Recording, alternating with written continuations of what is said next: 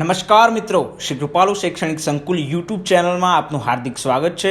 આવા જ educational video જોવા માટે લાઇક, શેર અને સબસ્ક્રાઇબ કરવાનું ભૂલતા નહીં। હેલો વિદ્યાર્થી મિત્રો, કેમ છો? મજામાં ને?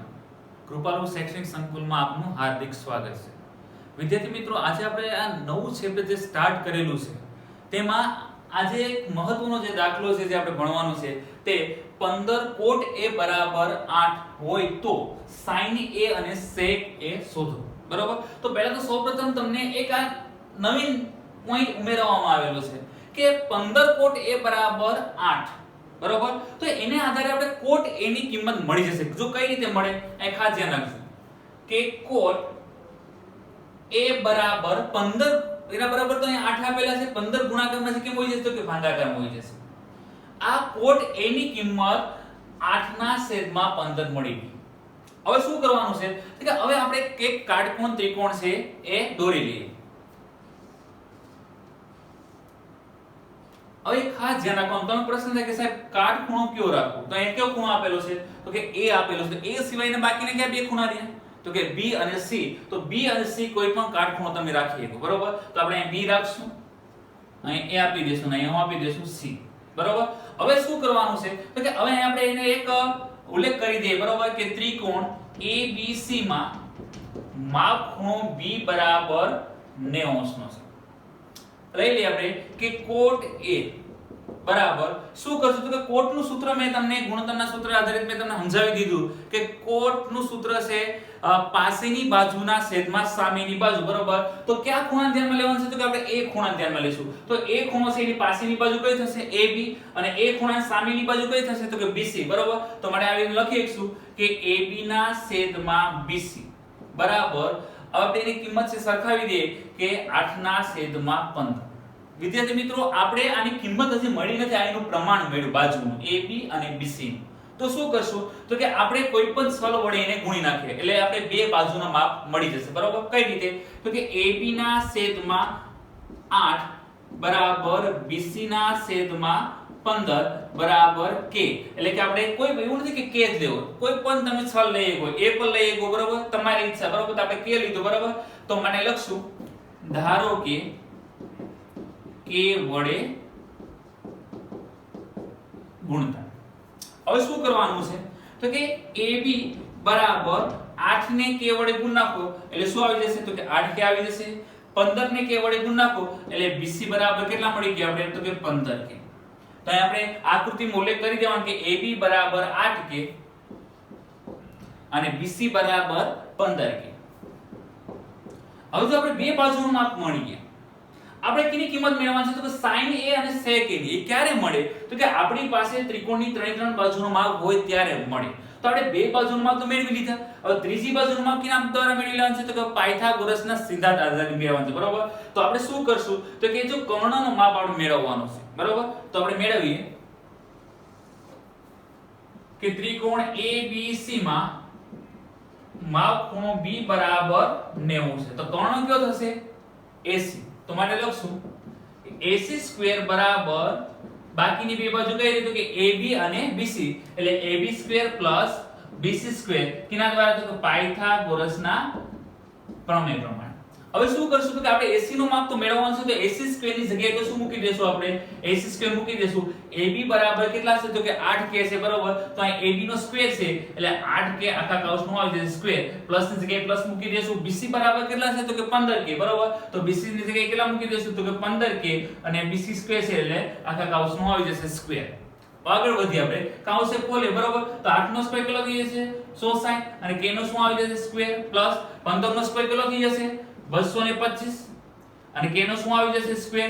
હવે બંનેનો આપણે શું કરવાનું છે તો કે પ્લસ ની નિશાની છે એટલે બંનેનો શું થશે સરવાળો થશે। બરોબર? તો શું આવશે તો કે આ બંનેનો સરવાળો કરતા 289 k નો સ્ક્વેર કેના બરાબર તો કે AC સ્ક્વેર બરાબર છે।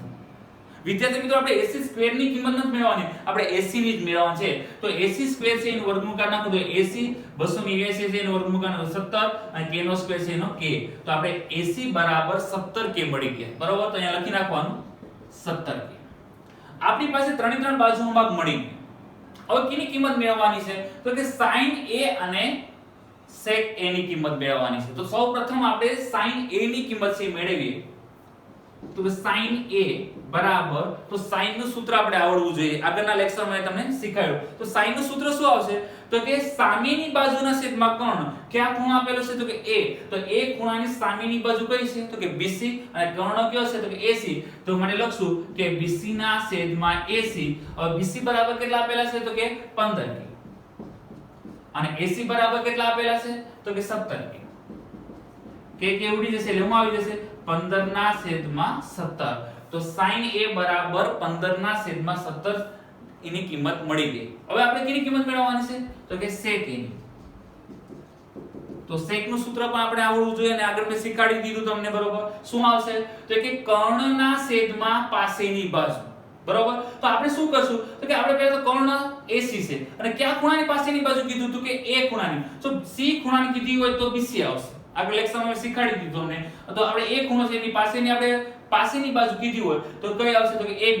તો મારે લખશું આપણે કે AC ના છેદમાં શું આવી જશે? તો કે AB.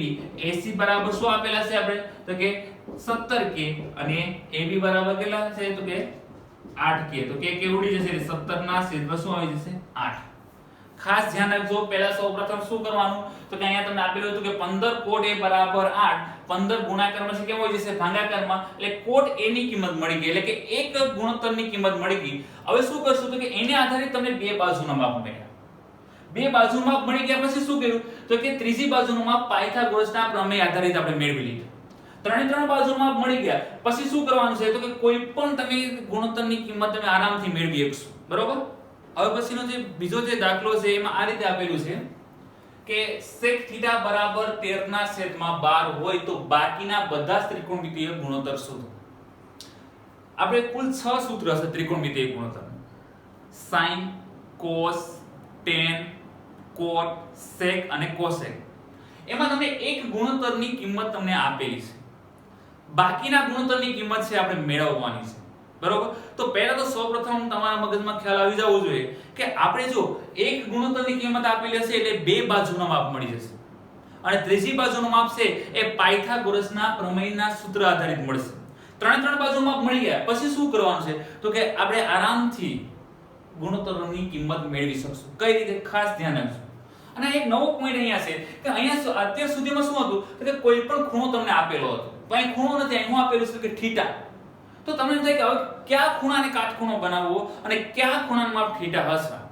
તો એનાથી ગભરાવાની જરૂર નથી. તમારે સૌપ્રથમ પહેલા કાટકોણ ત્રિકોણ છે દોરી લેવાનો. તો મેં એક કાટકોણ ત્રિકોણ છે આવી રીતે દોરી લઉં. હવે શું કરવાનું છે? તમે કોઈ પણ લઈ ગયો ABC લઈ ગયો, કોઈ પણ કાટખૂણો રાખી શકો. બરોબર. તો અહીંયા આપણે લઈ લઈએ A, B અને C. હવે ખાસ ધ્યાન રાખજો કે કાટખૂણો આપણે B રાખ્યો તો બાકીના કયા બે ખૂણા છે? તો કે A અને C. હવે A અને C નો માપ કોઈ પણ તમે θ લઈ ગયો. તમે A બરાબર પર θ લઈ ગયો અને C નો માપ હું લઈ શકું θ. જો અહીં C ખૂણો કાટખૂણો રાખ્યો તો A અને B માંથી કોઈ માપ θ ધારી લેવાનો. બરોબર. તો અહીં આપણે શું કરશું? તો કે આપણે C ખૂણા બરાબર θ ધારી લેવાનું. ખાસ ધ્યાન રાખજો. બરોબર. હવે આપણે લખશું કે ત્રિકોણ ABC માં માપ ખૂણો B બરાબર 90 છે અને માપ ખૂણો C બરાબર θ છે. હવે આપણે C ખૂણા આધારિત આખા જે ત્રિકોણમિતિય જે ગુણોત્તરની કિંમત જે તમને મેળવવાની કીધી એના આધારિત જ મળશે. C ખૂણા ધ્યાનમાં લઈ. હવે શું કરવાનું છે? તો કે પહેલા આપણે sec θ અહીંયા લઈ લઈએ. તો આપણે ખબર છે કે sec θ છે. બરોબર.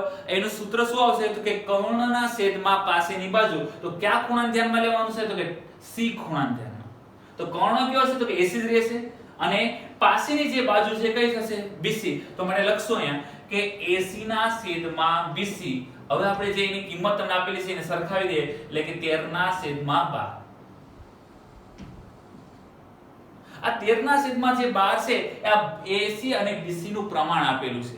તો આપણે એને સલ વડે ગુણતા. બરોબર. તો ગુણી નાખીએ તો આ રીતે આવશે કે AC ના છેદમાં 13 બરાબર BC ના છેદમાં 12 બરાબર K. તો આ શું લખી નાખશું? ધારો કે K વડે ગુણતા. હવે આપણે એને K વડે ગુણીએ છીએ તો માટે શું કરશું? તો કે AC બરાબર 13 ને K વડે ગુણી નાખીએ એટલે શું આવી જશે? તો કે 13K. એવી રીતે આપણે BC બરાબર 12 ને K વડે ગુણ નાખો એટલે કેટલા આવી જશે? તો 12K. તો આપણે આ એક ત્રિકોણમિતિય જે ગુણોત્તર એકની કિંમત તમને આપેલી છે એના આધારે તમને બે બાજુનું માપ મળી ગયા. હવે આપણે એને આકૃતિમાં દર્શાવીએ કે AC ની જગ્યાએ કેટલા મૂકી દેશું તો કે આપણે 13 કે મૂકી દેશું અને BC ની જગ્યાએ કેટલા મૂકી દેશું તો કે 12 કે. હવે કઈ બાજુનું માપ રહ્યો બાકી આપણે તો કે AB. તો AB નું માપ કિના દ્વારા મેળવીશું તો કે પાયથાગોરસના પ્રમેયના સિદ્ધાંત આધારે. તમારે લખશો એમ કે ત્રિકોણ ABC માં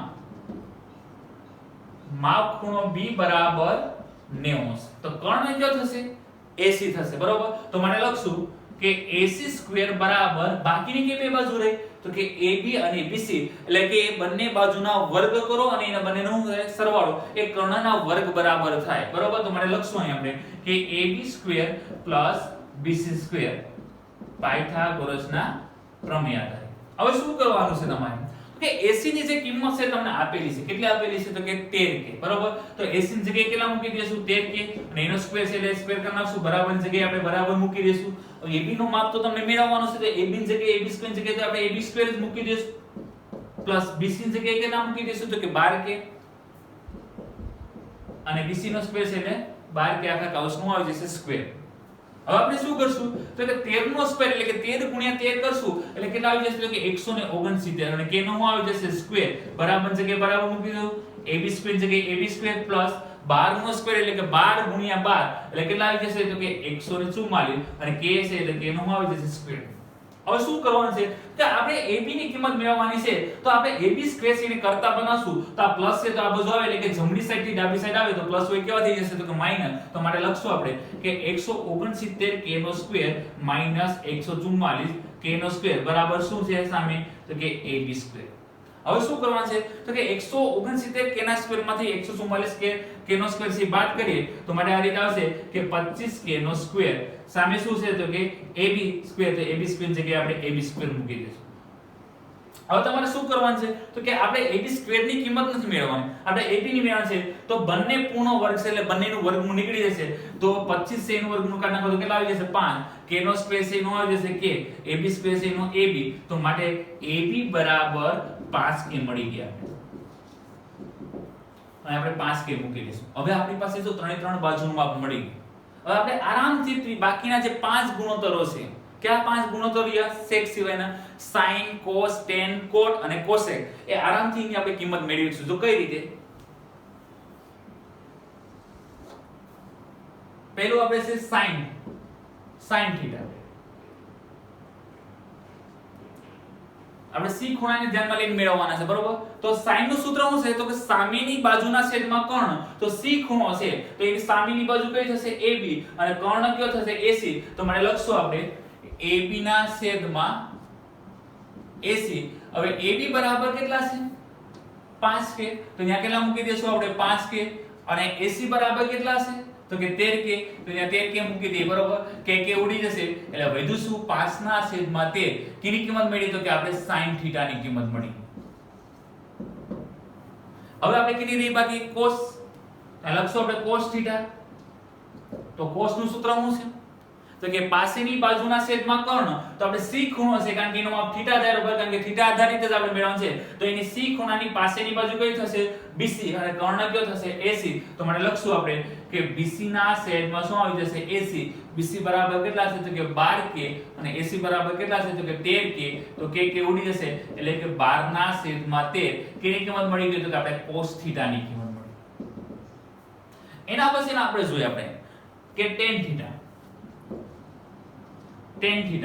તો tan નું સૂત્ર શું છે તો કે સામેની બાજુના છેદમાં પાસેની બાજુ તો આપણે c ખૂણો છે તેની સામેની બાજુ કઈ થશે AB અને પાસેની બાજુ કઈ થશે BC.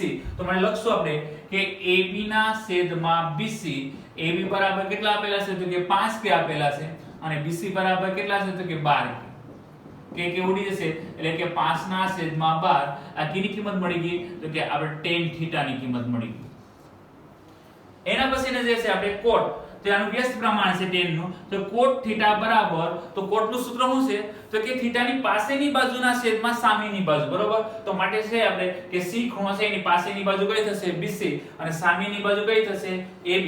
તો મને લખશું આપણે કે BC ના છેદમાં AB BC બરાબર 12k છે અને AB બરાબર 5k તો k ઉડી જશે એટલે કે 12/5 આ cot θ ની કિંમત આપણે મળી અને છેલ્લું જે આપણે બાકી છે જે એ આવશે cosec θ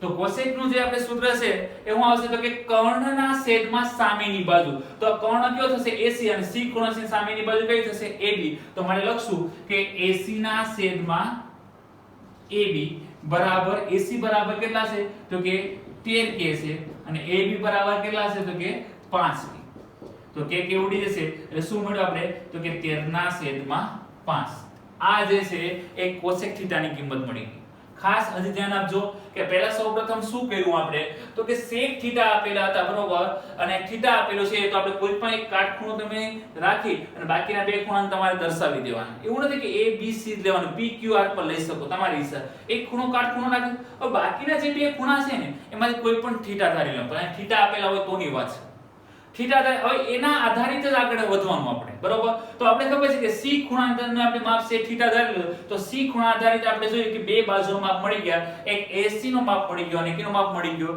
BC નો હવે બે બાજુનો માપ મળી ગયા તો ત્રીજી બાજુનો માપ કેના દ્વારા મેળવી લીધો આપણે પાયથાગોરસના પ્રમેયના સૂત્ર આધારિત ત્રણ બાજુનો માપ મળી ગયા તો બાકીના જે ત્રિકોણમિતિય ગુણોત્તર છે કુલ 6 સૂત્ર છે એમાં sec θ ની કિંમત તમને આપેલી છે બાકીના જે છે એક sin છે cos છે tan છે cot છે અને cosec તો એની કિંમત આરામથી તમે મેળવી શકો